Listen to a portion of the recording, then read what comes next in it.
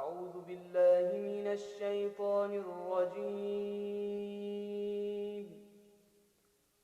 بسم الله الرحمن الرحيم.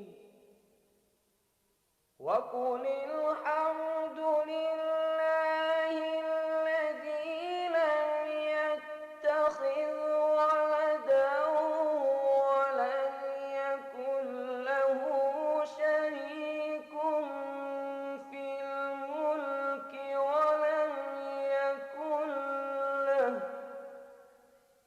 ولم يكن له ولي من الذل وكبره تكبيرا. الله أكبر الله أكبر لا إله إلا الله هو الله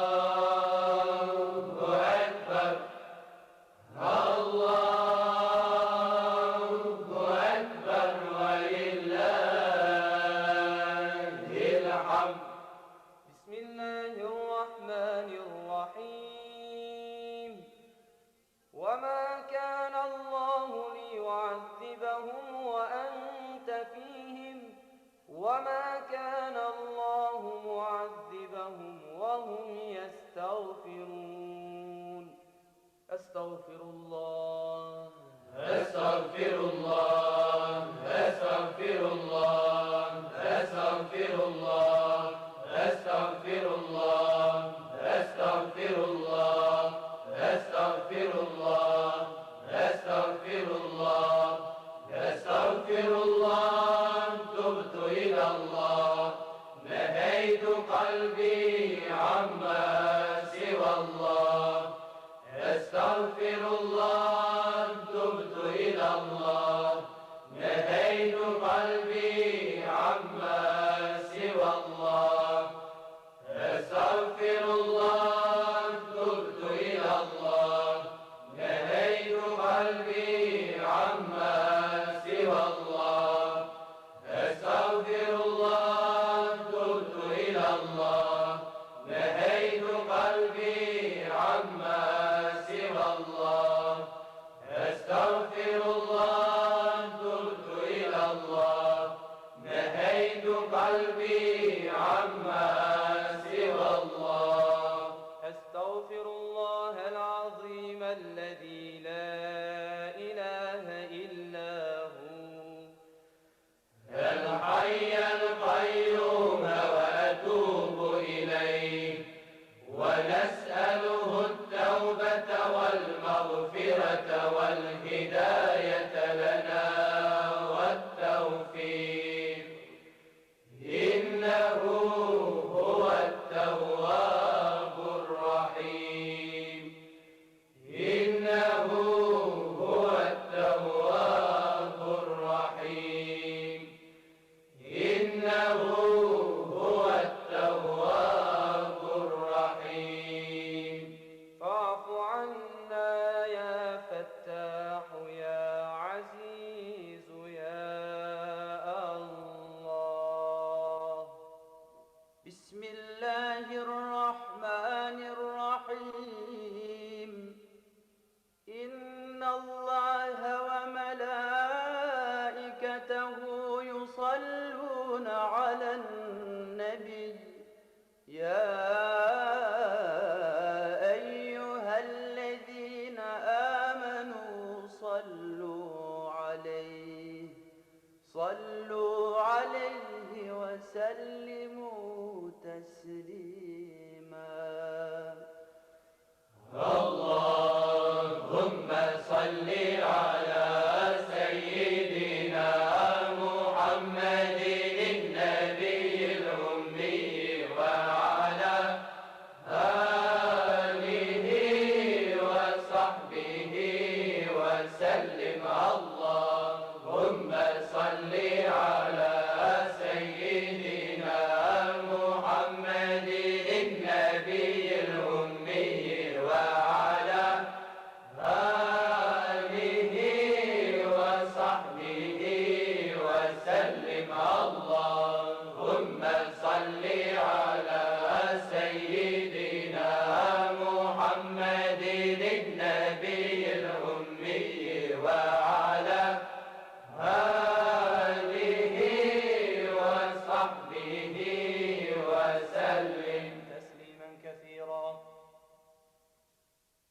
بسم الله الرحمن الرحيم فاعلم أنه لا إله إلا الله لا إله إلا الله لا إله إلا الله لا إله إلا الله لا إله إلا الله لا إله إلا الله لا إله إلا الله لا إله إلا الله لا إله إلا الله لا إله إلا الله لا إله إلا الله لا إله إلا الله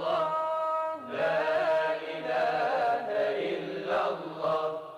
لا إله إلا الله لا إله إلا الله لا إله إلا الله لا إله إلا الله لا إله إلا الله لا إله إلا أنت يا رحمن يا رحيم لا إله إلا أنت يا رحمن يا رحيم لا إله إلا أنت يا رحمن يا رحيم لا إله إلا أنت يا رحمن يا رحيم لا إله إلا أنت يا رحمن يا رحيم لا إله إلا أنت يا رحمن يا رحيم لا إله إلا أنت يا رحمن يا رحيم لا إله إلا أنت يا رحمن يا رحيم لا إله إلا أنت يا رحمن يا رحيم لا إله إلا أنت يا رحمن.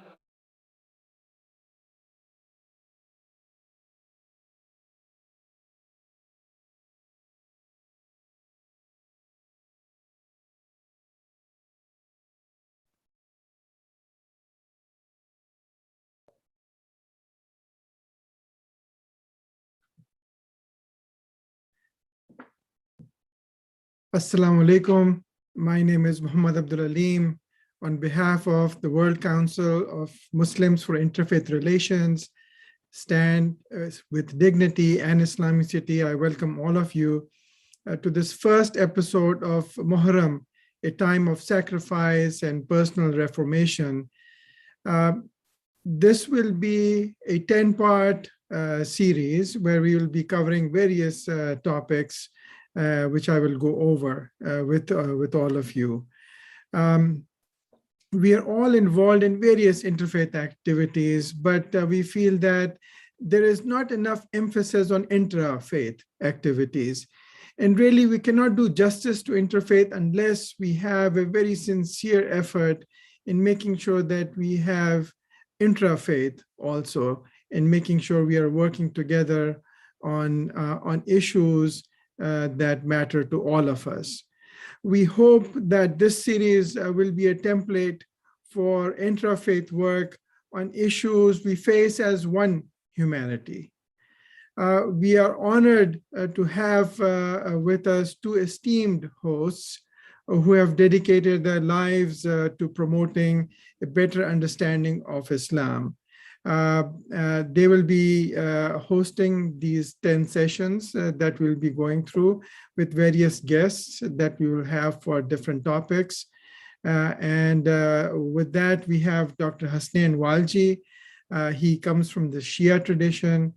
He is an educator, humanitarian, filmmaker, author who has spent over 20 books on nutrition and natural medicine. And along with him, we have Dr. Aslam Abdullah, who comes from the Sunni tradition. He has a doctorate in communications from the University of London in England, and he is a resident scholar here at Islamicity. I will hand this over to them, and they will be conducting this series from here on. and we hope to be learning from both of our scholars here and the guests that will be coming. So with that, welcome to all of you. Assalamu alaikum, Dr. Hasnain Walji and Dr. Aslam Abdullah.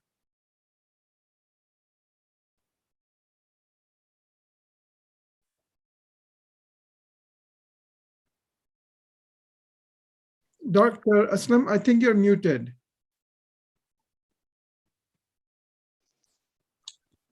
Thank you very much, Brother Abdul Ali. Thank you, Islamic City. Thank you, WCMIR. And thank you, Stand with Dignity, for coming together to host this important event that would last for the next 10 days. Muharram is a month of great significance, not only for Muslims, but for the entire humanity and the world, if we look at it from that perspective. Because it is a month when one of us wrote a new chapter in the history of humanity. And this chapter was not written with the ink, it was written with the blood. It was a chapter that changed the paradigm of the human relationship. And it was a chapter that added a new dimension to the word sacrifice and the concept of sacrifice that has always been there in our world. And certainly, Dr. Walji will talk more about that chapter. But needless to say that the sacrifice has been an essential component of human sociology and psychology. If you reflect deeply, you would find that each of one of us is the product of sacrifice.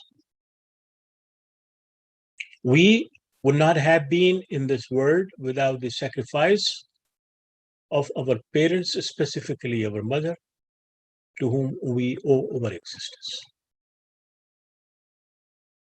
It is she who gave the utmost sacrifice in terms of carrying us in her womb and then making sure that we survive, making sure that we nurture, making sure that we grow up, and making sure that we learn the basics of humanity from her. At her own life, at the risk of her own personality, at the risk of her own identity. But when we look at the sacrifice, we see that almost in every aspect of life, whether it is a family or it is community, it is society, it is the country, it is the ethnicity, the concept of sacrifice is always at play. Even in our own personal life, we sacrifice in order to attain a better personality, in order to attain a better identity. But when we look at the definition of sacrifice, we see a very interesting definition coming from those who have tried to elaborate this one. They usually associate sacrifice with offerings to God, whether it is the offering of humans or offering of possessions. And you would be surprised to know that for the last 5,000 years, humans have been sacrificing fellow humans in order to please God or in order to earn better status in the eyes of God. There were at least 25 cultures in the world. Mayong in China, and the Maya in the Native America, and then in Tibet, in India, and in Mesopotamia, and other places. Even in the biblical writings, you would find the reference to human sacrifice that were offered to God. Yes, it was declared unconstitutional and unlawful in only in the last century. Even then, the human sacrifice practice did not stop, because we see that as recent as 2020, there were at least 5 recorded human sacrifices in different parts of the world. As late as 1987, we find that in India, the women were forced to throw themselves on the pyres of their husbands as part of the sacrifice that their traditions asked them to do. But now it is considered murder. So that concept of sacrifice has been there. And people have been offering their sacrifices for the causes they believe in. Most of these causes are related to their own ethnicity, their own culture, their own nationality, their own what you call identities. It doesn't matter whether those who were sacrificing were Muslims or non-Muslims, or those who basically were the one who caused these sacrifices were Muslims or non-Muslims. The fact is that every group believe in offering one's own life or one's own positions for the sake of one's identity and one's ethnicity. And it is in this particular context we see that the new chapter that was written in this month of Muharram, some 1400 years ago, was a new idea and new concept. A concept that revolves around the fundamental ideas that the life is important and sacred. But there come a moment in one's life when one's life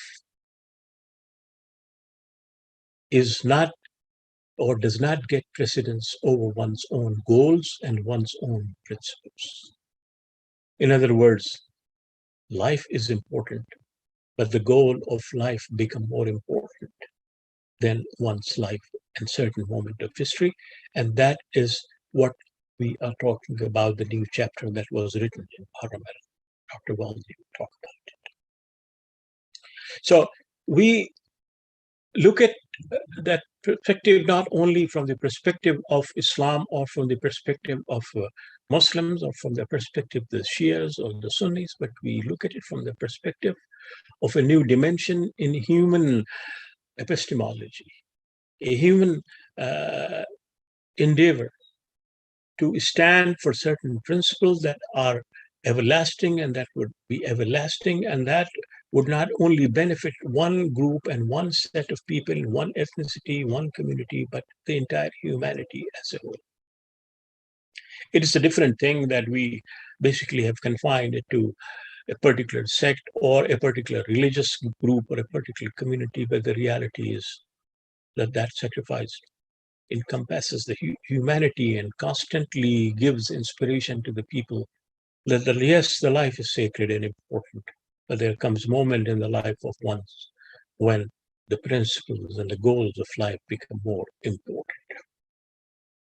It is in that particular context that we start this month of Muharram. We realize that this is also the month which the Muslims begin their calendar, Hijrah. And Hijrah is also a kind of sacrifice. Hijrah also is a movement for reformation. Hijrah is also a movement for sacrifice. But the sacrifice that was offered by none other than the grandson of the Prophet ﷺ is perhaps the most unique and most remarkable event in human history. And sooner or later, the world would realize the importance of that as we are becoming a global community, as we are beginning to basically challenge the old definitions of the word sacrifice and then include in that definition a new idiom that the a conscious decision can be taken by individuals to stand for principles regardless of the consequences and regardless of the outcome of that struggle. So we hope that the series that we have would highlight the essence of that sacrifice, because we believe that the sacrifice is the essence of life. But we have to be very clear as to what we mean by sacrifice and how we proceed on the footprints of those who have basically embarked on that path. With that, I hand over the mic to Dr. Valji to carry the discussion at a further level, and then we will, inshallah, have a discussion around these ideas that we are discussing. Thank you very much, Dr. Aslam, and thank you, Islamic City and Stand with Dignity and the World Council for making this opportunity for us to come together and discuss this very important subject. أعوذ بالله من الشيطان اللعين الرجيم بسم الله الرحمن الرحيم الحمد لله رب العالمين والصلاة والسلام على أشرف الأنبياء والمرسلين سيدنا ونبينا أبو القاسم محمد. As we were getting ready to begin this session, somebody forwards me this message from the White House, and I thought it's worth sharing as we begin this. This is a message of President Biden. He says, Jill and I extend our warm wishes to all those observing the Islamic New Year and remembering the historical sacrifices during the holy month of Muharram. We join you in honoring the universal values of justice, equality, and compassion. The reason I thought I would share this with you is not only that it's remarkable and perhaps first time in the history of the United States that a message of this nature has come from the White House, and we welcome it. At the same time, I think it shows the understanding, the empathy, and the sensitivity of the leadership of this country, because President Biden used the word observe and not celebrate the new year. And I think that speaks volume for the significance of the event that we have gathered together to commemorate and to remember. So with that said, thank you, Dr. Aslam, for really delving into the subject, which has made my task much easier. And if I were to sum up the entire ethos and the essence of sacrifice, it would be summed up with this blessed verse of the Quran, Bismillah ar-Rahman ar-Rahim, لَن تَنَالُوا الْبِرَّ حَتَّى تُنْفِقُوا مِمَّا تُحِبُّونَ, that never shall you achieve righteousness unless you give something out of that which you love.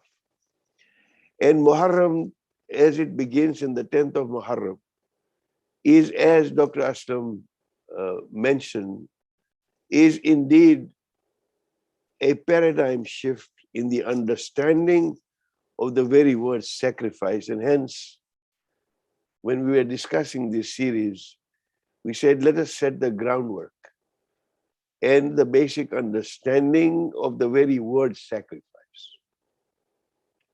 What does this word mean?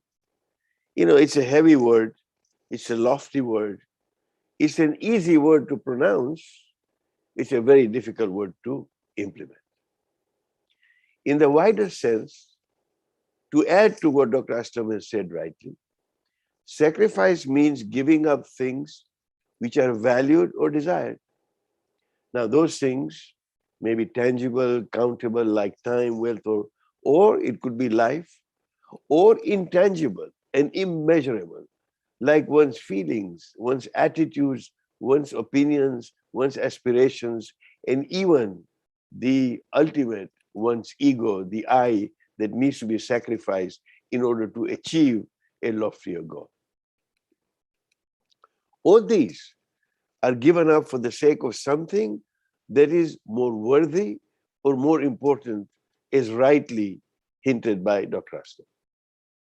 So that reminds me of a quote from Jim Elliot, a missionary, and he said, and I quote, that he is no fool who gives what he cannot keep to gain what he cannot lose. I'll repeat, he is no fool who gives what he cannot keep to gain what he cannot lose. Worth pondering about, because this is the mentality and the psyche of somebody who is willing to sacrifice, because they realize the importance. It is also important to bear in mind that though, as again Dr. Aslam mentioned, that the very word sacrifice conjures up or is a connotation which is limited to the slaughter of animals as offerings to God and hence surrender to God of some possession. But that obviously is an incomplete or perhaps a misunderstanding. It may be difficult to find within the Quranic vocabulary, and we have scholars of the Quran and Dr. Aslam who may be able to shed more light on this. But it's difficult to find the Quranic vocabulary in exactly having an equivalent word for sacrifice, which also has a wide literary usage. Perhaps nearest in the meaning in the Holy Quran is nusuk, when we say, Qul inna salata wa nusuki wa mahyaya wa mamati lillahi rabbil alameen, that say that my prayer, my nusuk, my sacrifice, or my giving, my living and dying all belong to Allah, the Lord of the all worlds. Surah Al-An'am, ayah number 162. So the deeper essence is that along with salat, giving suffices to support, encompass, and symbolize a life that is based on a premise that something that is given away includes everything that a person has, whether it be something tangible or intangible. And this value of sacrifice, like it was mentioned in terms of the sacrifice of the parents and the mother, for example, that without sacrifice, life would be devoid of peace, harmony, cooperation. It would be full of conflict and discord, a prey to self-centeredness and the immediate gratification of desires. In a society where you have more takers, there are more people who want to take something and less people who want to give, there is strife in that society. In a society where there are more people who are willing to give and less people who are willing to take, that's a society which is a peaceful society. Therefore, neither families nor communities can exist or achieve cohesiveness and strength without some sacrifice on the part of each other and the members of that society, and that no human endeavor can succeed in reaching its goal unless one sacrifices things valued or desired. And one of the most effective paths of sacrifice is when that path is taken personally to reach spiritual and moral heights. And I do not need to explain to this learned audience that we have in terms of the personal sacrifices of spiritual and moral heights that we need to attain, and the ibadat that we do, the good deeds that we do on a personal level are all part and parcel of that. But at the same time, to strive for justice and peace in a society is that we need also to make those sacrifices at a societal level. And it really becomes so very effective that when these two paths come together, the personal path and the societal path, then there is true peace and harmony. Allow me to elaborate. That firstly, on a personal basis, the sense of sacrifice strengthens our inner spiritual and moral resources, and they develop those qualities of character which are essential to our struggle at every level. Secondly, it develops and reinforces cohesion and discipline, giving it the strength and resources to make up for a better society at a wider universal level. And that truly is the underlying message of sacrifice, which is epitomized during the whole tragedy of Karbala as we know it. Every act of sacrifice nourishes and increases one's iman, for it transforms a verbal confession and a mental conviction into a living reality. As I would say that now is a time that you just don't talk the talk, but you actually walk the talk. The process is mutually interactive. The stronger the faith, the greater the capacity to sacrifice. The greater the sacrifice, the deeper the faith, and collectively, the greater the impact on a society. And therefore, the idea of sacrifice and change in society go hand in hand. Without that, it would be difficult. And the next subject that we are going to have, inshallah, tomorrow is actually going to be on reform and on change, and we'll elaborate. But in the final analysis, every sacrifice is a sacrifice of our love or wealth. When we give away money, life, familial tie, for the sake of Allah, for the sake of a bigger cause, what we in reality give up and make that sacrifice is our love for money, for life, or a relative, not the object itself. So, quickly to conclude that some areas of daily sacrifices are time. It's our most precious commodity. And spending our time to seek the pleasure of Allah is one thing, but just to seek the pleasure of earning money and worldly possessions is truly to shortchange ourselves. And time is indeed the first thing that Allah demands of us. If we reflect more deeply, we know that the time is one thing we cannot hold onto even for a moment. A second passes, a second gone. Time will melt away, and what one earns will indeed stay forever and for eternity. And then the next one, that when we look at time, beyond time, is really the value of life. That a time may come when you'll be required to sacrifice, your life for the sake of Allah. To so lay down your life is the highest act of doing that sacrifice, as it is called, of doing that shahada, and one deserves to be called a shaheed, because life is one's most precious possession.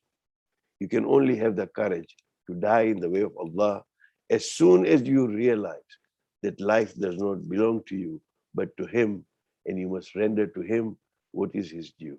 We must also remember that death, with that, you can never escape or avoid, that it will always come to you at the appointed hour and place and in the appointed manner. I will stop here, inshallah. We'll continue with the essence of that particular narrative of what happened in Karbala and how does it impact the level of sacrifice. So with that, I will hand this back to Dr. Aslam to continue. Dr. Waldi, you rightly pointed out that the word sacrifice does not fully elaborate the Quranic perspective on that concept and that idea. It is primarily a Latin word, and it means priestly performing or performance for giving to God. So it is mainly, a concept that emerged in the seminaries of the church within the context of Christianity. But the Muslims sometimes use the word qurbani. In Arabic, they use this word, even though it was a Hebrew word, korban, and many of the cultures that were influenced by Hebrew adopted that. And in Arabic, it probably would mean that getting closer to God Almighty.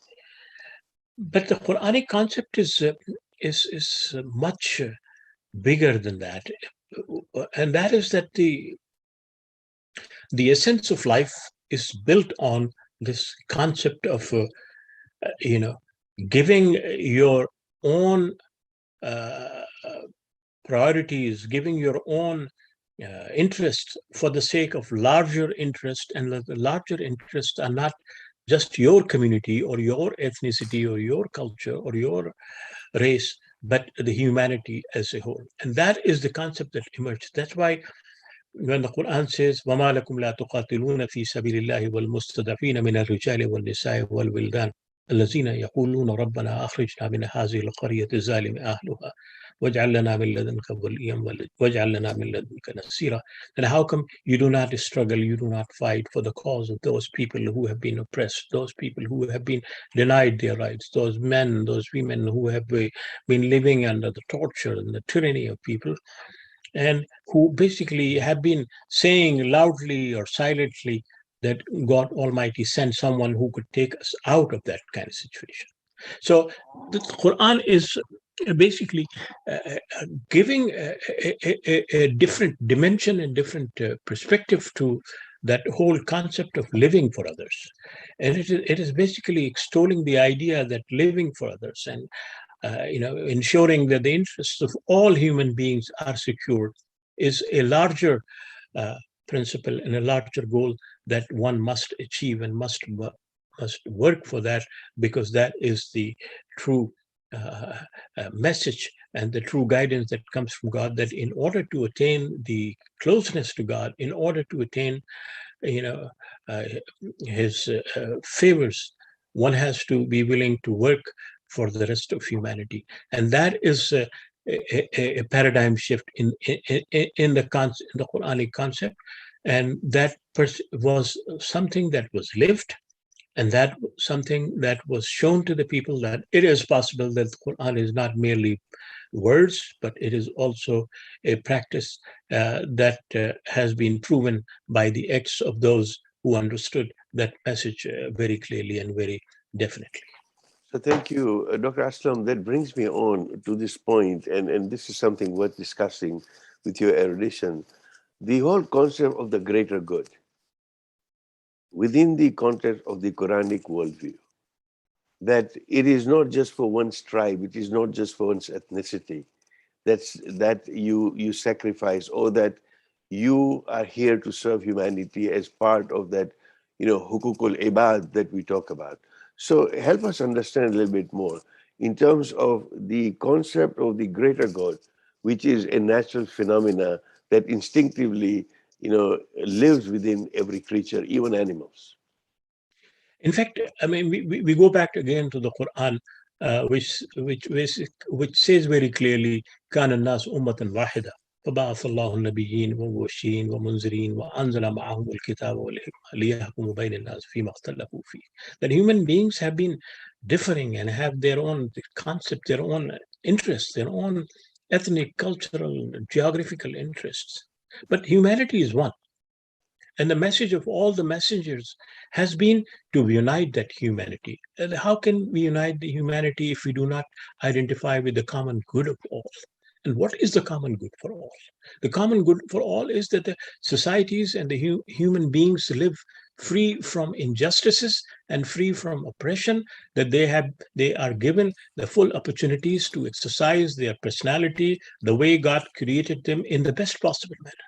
And that would happen when the tyranny is taken care of. That would happen when we all embrace each other. And that is what the common good is being described, that the interests of humanity are one.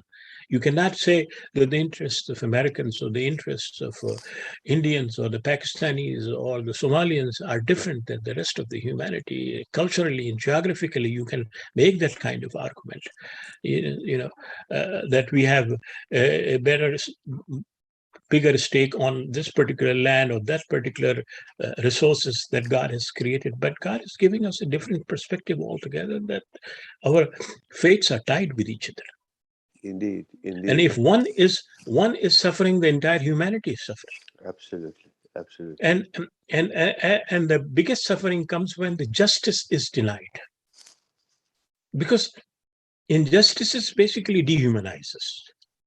Injustice basically says that you are not worth living. Injustice says that you are not equal in the eyes of God. We are the one who would decide and determine how you should live and how you should behave and how you should be subservient to others. And that is what the common good and common interest is. And that's what brings the universality of Islam. Islam claims itself to be universal in that particular context, that one has to look for the common good of all. And as the Quran says very clearly, that وَإِمَّا مَا يَمْكُسُ النَّاسُ وَإِمَّا مَا يَنْفَعُ النَّاسِ فَيَمْكُسُ فِي الْأَرْضِ. Whatever is not relevant and useful for humanity will not stay. Very clearly, Quran is making that kind of thing, that if you have to follow the divine guidance, then you have to identify with common good of all. Without that common good, your claim for a universal Islam and for your claim for a universal divine guidance makes no sense, because then we would become like any other sect, we would become like any other group, any other faction, who are basically concerned only of our interests and only of our own identity. While the Quran is saying that your real identity is to find the common good for all human beings and strive for those common goods. And when it comes, the occasion where you have to sacrifice your life also for that common good of humanity, don't be hesitant. Don't take the life of others, but be willing to offer yourself. And that is, I think, one of the noblest concepts that you would see. And that's why it was a paradigm shift in that context. Indeed. And if the world had forgotten that interconnectedness that you talked about, the universal interconnectedness, then I think COVID has come to remind us. Indeed, you are absolutely right. In terms of how, we are impacted. And the same thing with justice, as has been said, that, injustice anywhere is injustice everywhere. I believe Martin Luther King said that, yeah. Yeah, I mean, look at the Second World War. 53 million people were killed all over the world. Look in the wars that have taken place in the last 30 years. You would find at least 15 million people have been killed. For what? Indeed. I mean, why life has become so cheap in that sense? It has become so cheap because that common good is not the common sense for human beings anymore, at least for those who are the power elites or who control power. And it is in that particular context, I think Muharram has a special significance, even though we somehow have neglected its universal message. We have confined itself either to the Muslim community or to a particular faction of the Muslim community, but it is a universal paradigm that one has to look at it from that perspective. Indeed, and it is really a continuation of the examples of heroic sacrifices and martyrdom, which abounds in both ancient and contemporary society. In the ancient times, as we know, the torture and death in the affirmation of a noble ideal earned, many of them what we call the honor of martyrs. They were killed for their ideas. And their example and the ideal of that total indifference to passions and worldly life provided a model for humanity in all eras. There have been those martyrs. In fact, the very term martyr is used in the New Testament, as you alluded to, actually also means a witness. And so it does a shaheed within the Islamic culture as to the transplantation of those terms. That a martyr, or somebody who has sacrificed his life or her life, is a witness, not just to an idea, but to an event. For example, in terms of the Christianity, they were, witness to an event which was a faith in the crucifixion of Christ, for example. In Christianity, as we know, that, martyrdom was another struggle before Christendom became the world power under, say, Constantine. Or in Islam, the jihad or the struggle. And again, the word jihad needs to be kind of elaborated, and I hope you will do that. That the struggle for martyrs was instituted after Islam became a religious, social, and a political order.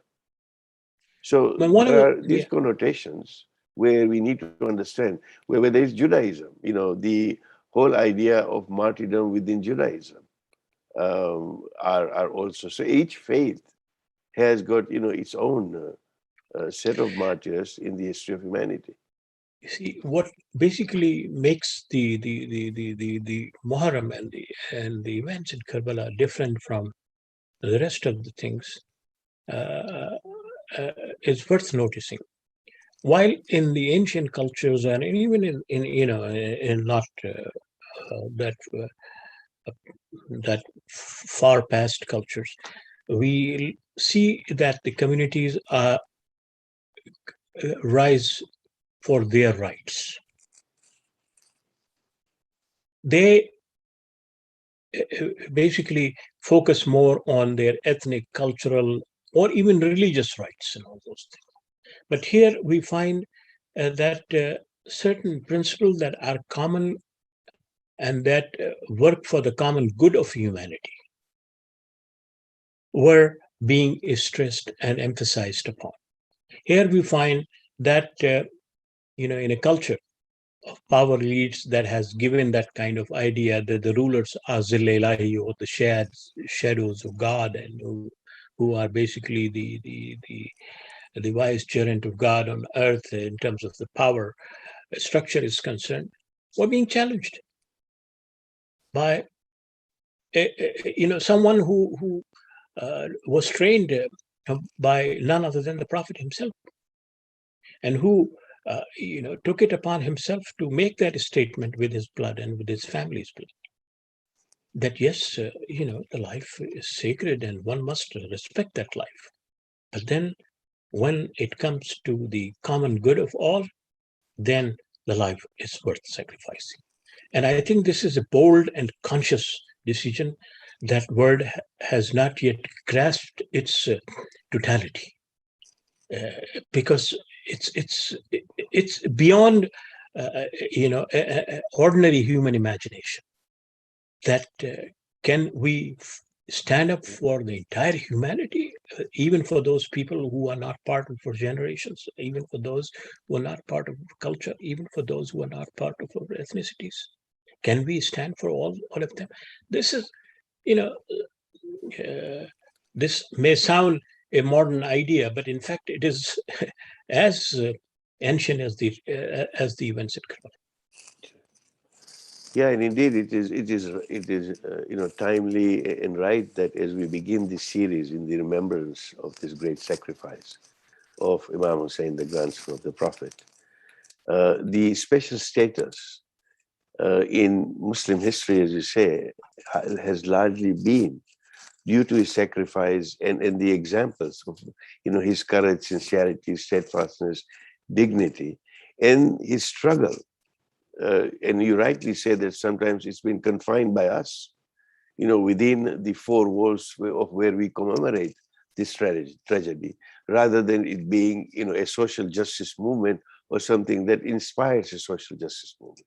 Because his struggle and the eventual martyrdom became a source of strength and endurance for the oppressed, wherever they were, in terms of suffering, persecution, and many have been inspired, within that.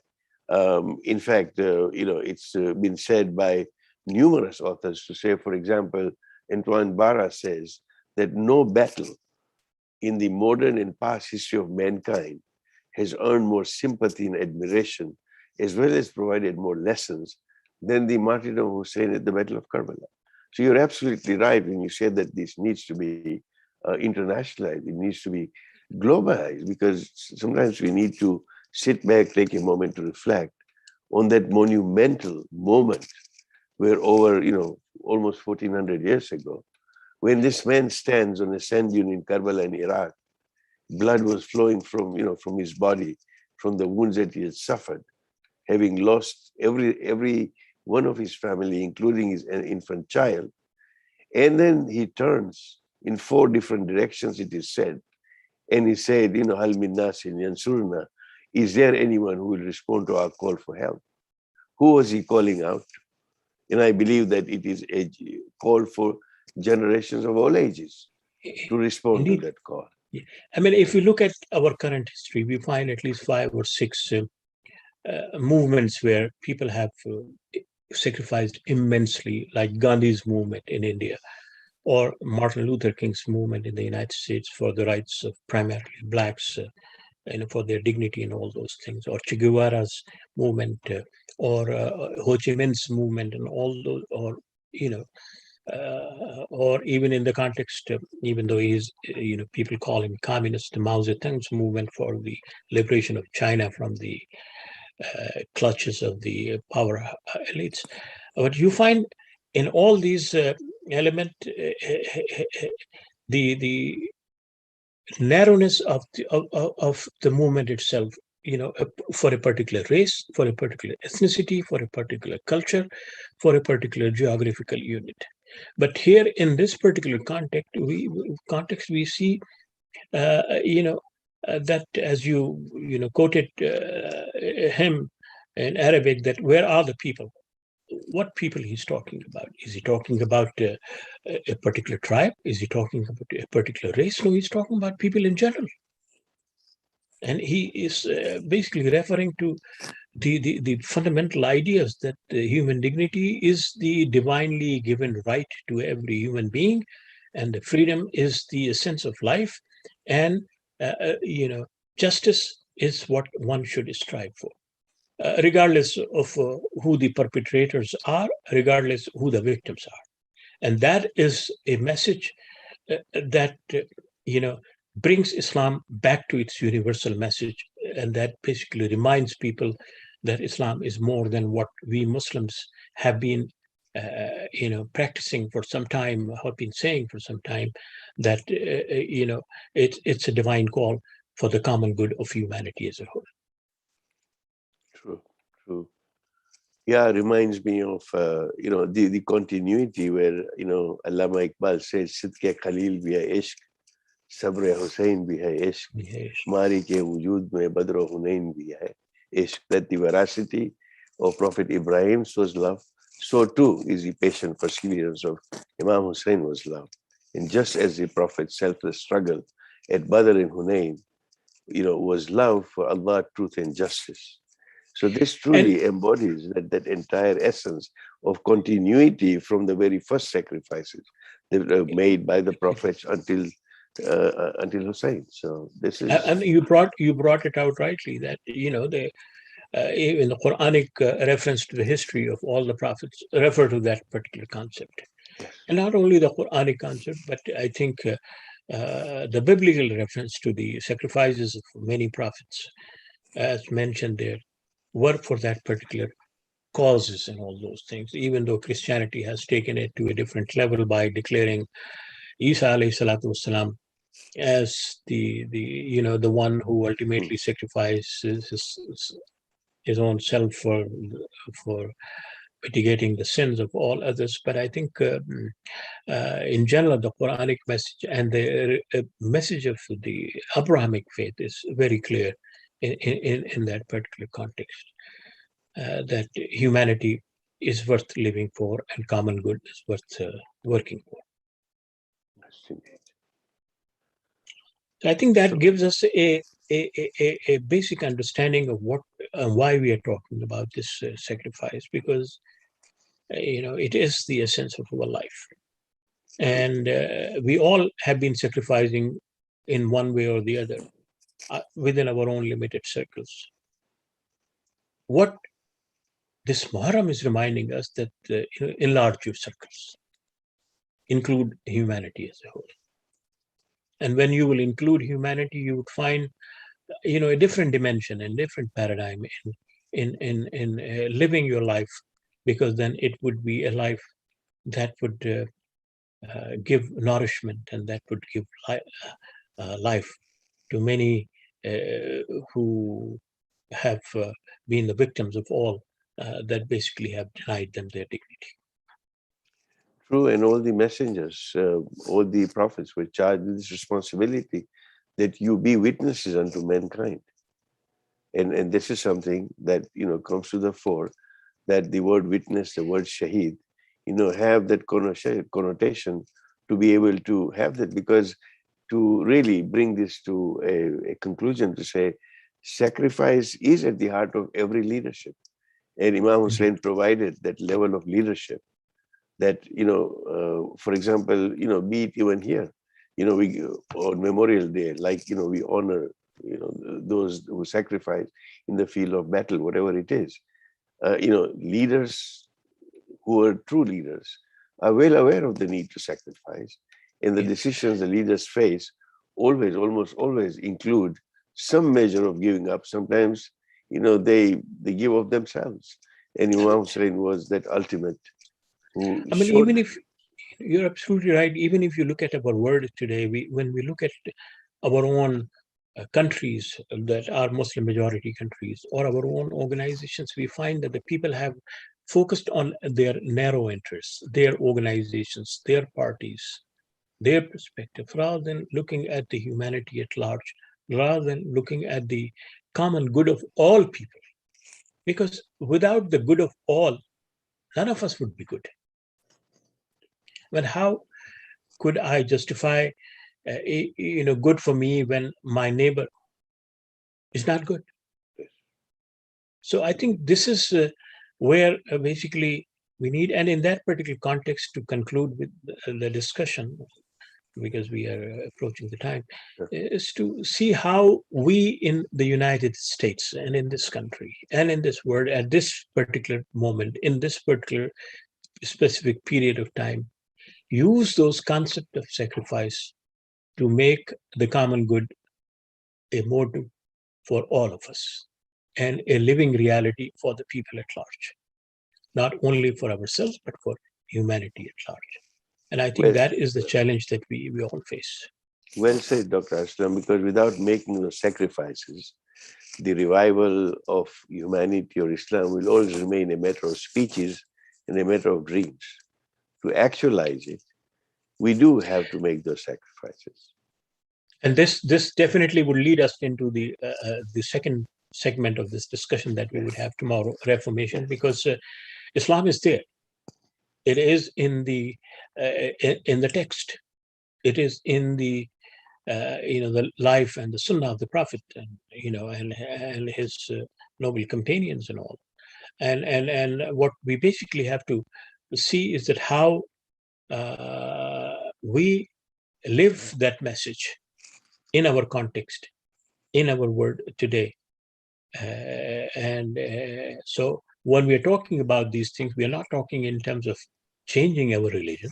We're not talking about changing our text. We're not saying, editing or deleting or adding anything. What we are simply saying, we go back to the basics.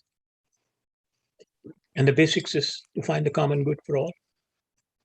Indeed. So I hope that you would conclude it with your word wisdom, and then inshallah we'll give it back to Brother Ali to conclude the session, and inshallah we'll be again. I think you have tomorrow. really articulated the message well, and for me to add anything to that wonderful conclusion that you made in terms of the greater good, and that we need to stand for humanity. For me to add anything would really be like trying to make tayammum after wuzu has already been done. So Dr. Aslam, you have well concluded this. Maybe the wuzu has become invalid. So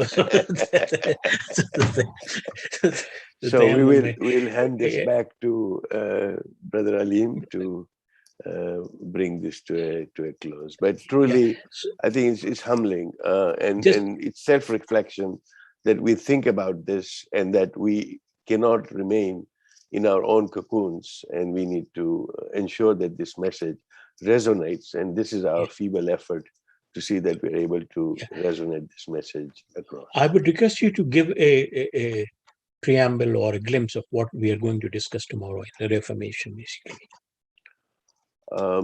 Basically, the thought process is that, as I say, that unless we have a plan, unless we have a strategy to be able to put forth or implement the concept of sacrifice into something that is practical, then these will remain a matter of speeches and a matter of dreams, as I said. So tomorrow's session is going to be on the basis, and as you rightly said, we are not talking about changing anything. What we are talking about is the idea of reform within ourselves, within our own societies, within individuals, because when Imam Hussein leaves Medina, his words were that, I am leaving to reform the ummah of my grandfather, looking at what had happened to the ummah within 50 years after the passing of the Prophet. So really, it's in that spirit that we continue to say, what is it that we can do to point towards reform, the Islah, because this is the word, the terminology that he used in terms of the Islah. And there's also, in our debate that goes on between Islah and Ihya to say, is this a revival? Is this a reform? And so we'll, inshallah, discuss those concepts and the strategy, the way forward. And I think the important thing for our listeners and viewers is that it is not a Sunni project, it is not a Shia project, it is a common project. To understand sacrifice and to understand the Reformation. And Brother Alim, the mic is yours.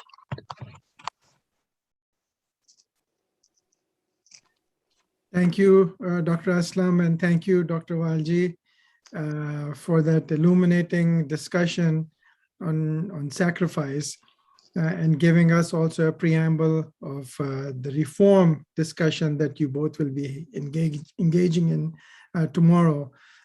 I'd also like to thank all of the viewers who joined us today. And just to give you a little bit more information about what's coming next, I will share with you the schedule that we have over here. So on the 11th, we will have Dr. Ahmadullah Siddiqui. He will be talking about reformation and sacrifice in the context of Muslim Americans. And then he is a professor emeritus of journalism and public relations at Western Illinois University. On the 13th, we're going to have a small change over here. Dr. Mehjabeen Dahla, who's at the Graduate Theological Union, she will be speaking on the 13th, and Professor Inamul Haq from Elmhurst University will be speaking on August 12th. And then we also have a slight change. Instead of Dr. Liaquat Taqeem, we have with us Dr. Barkat Charania. He's a surgeon, lawyer, and author, and a chairman of the advisory board at Ibn Sina Foundation. So he'll be speaking on the 14th. Then we'll also have Hafiz Ikhlas from the Muslim Education Center Mosque in Illinois. We have with us Dr. Hussein Kamala from Hartford Seminary, talking about violence in America. Imam Musa Azam talking about Islamic values and our responsibilities. He's also from Chicago. And then we'll conclude with Dr. Hassan Abbas from the Near East and South Asia Strategic Studies Center. He'll be talking about how Shias and Sunnis can be working together. So I think it's worth mentioning that Professor Inamul Haq will speak on the 12th, I think. Yes, I did mention that. So it's switched. Okay. Yes. So inshallah, we're looking forward to this session and your engagement with all of our guest speakers. And we pray that Allah subhanahu wa ta'ala give us barakah in these sessions and give us the guidance of how we're supposed to understand our religion and how we're supposed to practice our religion. With that, I'll ask Dr. Walji to conclude with a dua. Bismillah ar-Rahman ar-Rahim. Ya Allah, Ya Rahman, Ya Rahim. Ya Muqallib al-Qulub, Thabit qalbi ala dinik, birahmatika Ya Rahman Rahim. Thank you very much. Salam to everyone. Thank you so much. Thank you. Assalamu alaikum wa rahmatullah.